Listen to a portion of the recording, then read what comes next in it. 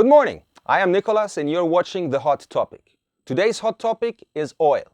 Never before have oil prices been the key driver of currency and stock markets to this extent. Here is the chain reaction.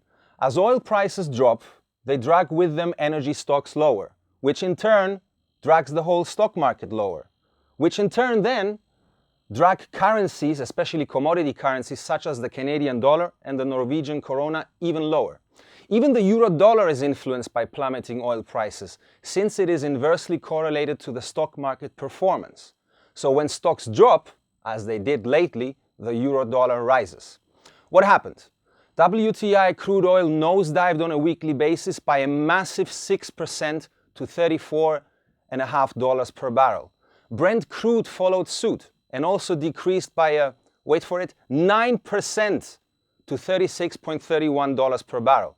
What led to this situation?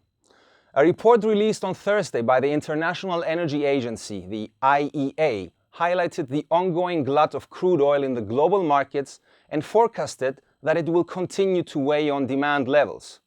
The report also said that demand for crude oil during 2016 will slow down to 1.2 million barrels each day from the current levels of 1.8 million. And fears of a Chinese slowdown are also impacting on the price of oil. Meanwhile, the ongoing strong production levels by OPEC and the return of Iran's oil supplies into the markets is projected to shoot up global inventories by more than 300 million barrels. So what is next? While the International Energy Agency estimates have not been a big surprise to the markets, it is now even more likely that oil bulls might not place their positions, even in anticipation of a trend reversal. And the release of a fundamental report by a large oil producer or energy agency that would signal the end of the ongoing price drop is yet to come.